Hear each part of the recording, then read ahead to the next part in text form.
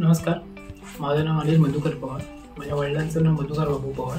बाबांना दिनांक थर्सडे रोजी एमर्जन्सीमध्ये त्यांना आणलं होतं. त्यांच्या चेस्टमध्ये पेन होत होतं आणि इमर्जन्सीमध्ये आणल्यामुळे त्यांना डॉक्टर संदीप पाटील यांना कन्सल्ट केलं आणि फ्रायडेला त्यांची इमिडिएट एन्जिओग्राफी आपण गेली. एन्जिओग्राफीमध्ये त्यांना असं समजलं की त्यांचे 2 ते 3 ब्लॉक आहेत आणि सॅटर्डेला आपण लगेच एन्जिओग्राफीसाठी गेलो.